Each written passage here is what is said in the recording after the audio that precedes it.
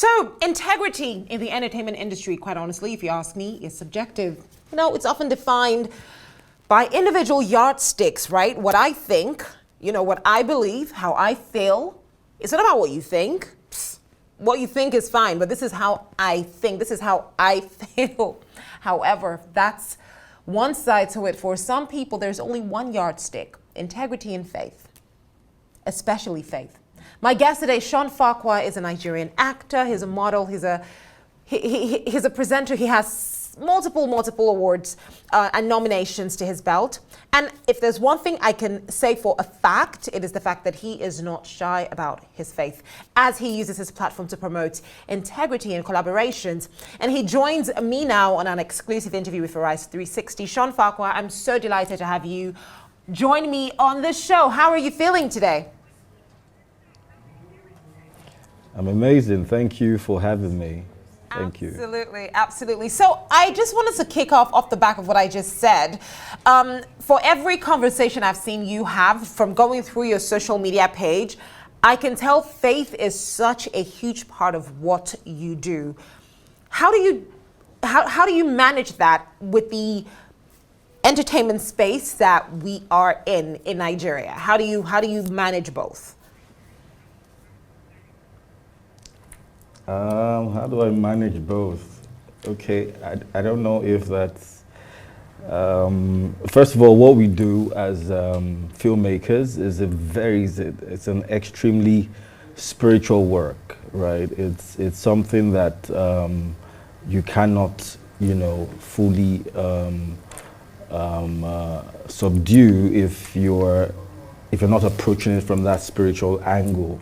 Right, because we're constantly embodying characters, you know, taking on new nuances that necessarily don't belong to you as, you know, your person, you know, belongs to a character that, you know, was created by someone, you know, that you may never even meet, right? And we see that because art imitates life and vice versa, most of the time these characters have, you know, a way of affecting your person without even you knowing it. You just feel like, you know, you're, replicating these characters, you know, and you keep doing the same things over and over again, and not knowing the effect, you know, that it has on your person, right? There've been cases where people have done stuff that has led to their deaths without even them, you know, making that correlation. Right, so for me, I know exactly what it is that I'm getting into. Quite a handful of people know as well, and different people have ways of approaching, you know, the work with that knowledge that they have concerning it. And so there's no apologies, absolutely no apologies about being bold, you know, and vocal about where I stand. Thank you. And I respect that. I think I'm of the same point of view as well. Now, to give context to the question I just asked you, we've had several situations where different people will come out and say, and by different people, I mean people in the industry would say things like, I've not been able to do A, or I've not done B, or I've not achieved C because of my belief in God or my principle on certain situations. Now, when people often come out to say these things, they're looked at as, well, you know, you're just saying that, okay, that doesn't happen. But realistically speaking, does that actually happen, where your belief sometimes puts you in positions where there are certain things that you just cannot do? Not because you can't do it, but because you just don't believe in it. I mean, as an actor, really and truly, every true actor would know that you're an empty canvas, right? You come empty, you know, until whatever is being beaten is being, you know, projected on you, and you're meant to also project that on screen, right? But of course, definitely, you, even as an individual, you must have principles that guide and guard your everyday living, right? So it's not just peculiar to some parts and then doesn't have to do with your work or career, you know, that is included as well, right? And the jobs, there are stories that, may not necessarily, resonate with you, right? But they are necessary to be told, yeah. And like I said, that's also where the faith comes in, right? The things that stories that I've got to do that I've received in the past, and on first glance, I'm like, nah, I'm not doing this, right? I'm not doing this. I will be caught, close to this. But then again, after much deliberation, and praying about it, I get instructions, that I should do it, and I'm going to do it, and I have to battle. There's that place where I have to battle and say, this is, how am I going to get around this, right? But then again, somehow, God really helps me by the Holy Spirit, and I'm like, you know what, I will portray this, and then eventually when I see the finished product, I'm wondering, who's this person, because I can't recognize that person, but then again, there's also the place where you also need to be constantly reminded that this is what you stand for, this is the reason why you're portraying this story, right? There's usually a message behind it, but then again, sometimes it's not really about the message, sometimes also about the vessel who's telling the message, right? So yeah, there's that conflict sometimes, like everywhere else. I like how you speak, quite honestly. So for you, what is the best part of being that actor, that creative, that vessel? What is the best part of it for you? For me, I get to live a million lives, right? Growing up, I wanted to be, a pilot. That was my dream. I was like, I'm going to get my PPA, PPL and all that, right? And of course, nation happened, and then I got into engineering, right? So it wasn't too far off, but then again, coming into the industry, I've realized that I've probably worked like 50 or more careers as an actor, right? Just embodying different characters, doctor, mechanic, security, military, officer. I mean, just living these lives and just getting to, because every role that I take, I make sure that I'm not just portraying just for the fun of it, right? There's a lot of research, right, that helps my characterization. So I get involved in the lives of these people, even their nuances, in their lexicons, in their registers, so that I'm able to, be believable, because I must believe it first. I believe that once I believe it, it's easier for the audience to buy into, what I'm trying to portray. So that's the best part for me. Now, I believe that for every creative, we all have phases that we go through. I don't know as an actor what this phases would be, but as a creative being, a TV presenter, there's different phases to this. There's the phase where you're just so excited about the camera, turn, and then at some point you settle in that and become so comfortable that you become more curious about what happens even behind it. So for an actor, I don't know, maybe it starts out when you get your first role and then trickles into your first 10 roles, but looking at different phases in your creative journey, what phase would you say you've gotten to at this point in time? That's an interesting question. Thank you for that.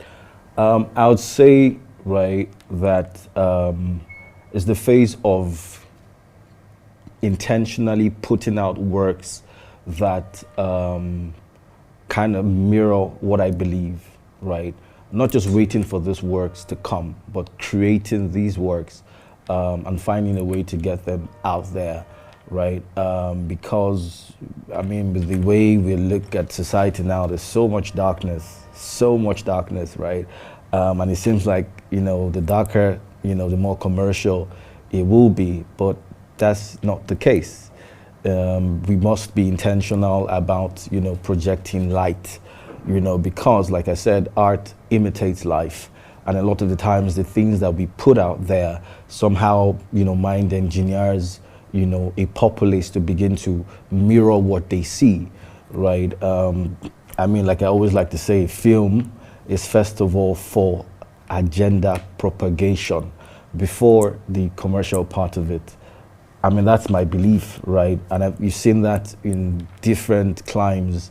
You know, a lot of times when people, even governments, you know, of other climes, I mean, take the US for example, when you want to put out, you know, an information, they put it in the film, you know, and you wonder, oh, how did we get to know this or get the hang of it? It's because you've been constantly, you know, thought about these things through film, right? And so that's what it is. Just find an agenda you want to push, slot in an entertainment value in there, and you have, you know, you have minds that you can capture and begin to, you know, re-educate, you know, for want of a better word. So for me, that is where I'm at now, right?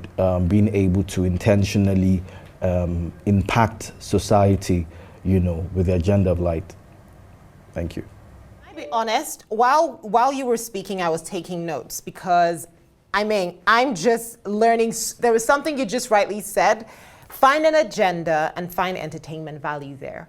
And, you know, for anyone who's watching, you could either take that positively or negatively. And whichever one you decide to pick is going to thrive, because what you're speaking is facts.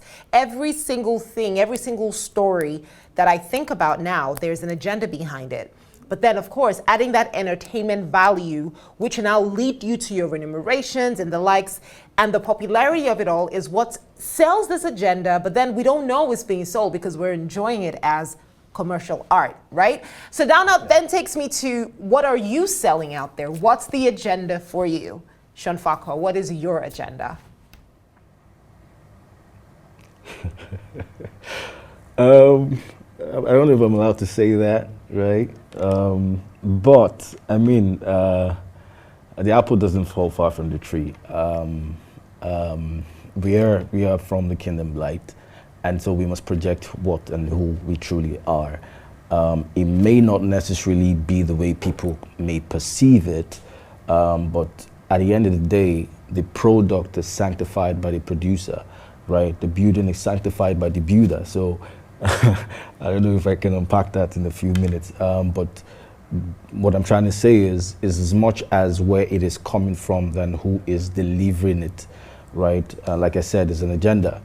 You can mask it with whatever entertainment form or element you want to throw in there, but not losing the goal of that.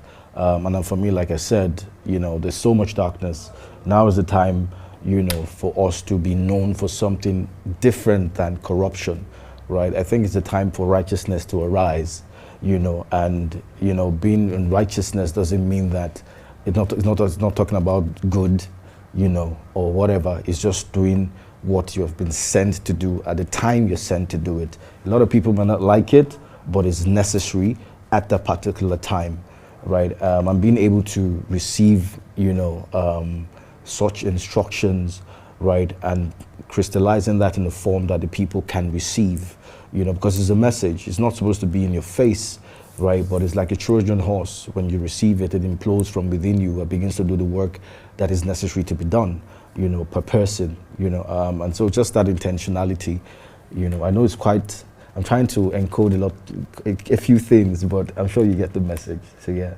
When I thought about this interview today, because this is obviously an interview about you, I asked myself, you know, we could talk about a lot of things. We could talk about projects, but I've never met you before. I've watched your projects, but I just had this deep sense that there's so much more to you than the films that we even see. And I'm so grateful for this conversation because I feel like I just unlocked a whole new depth to Shawn Faqua that I'm so grateful for. So thank you for your time and thank you for sharing that with us because I couldn't agree with you more.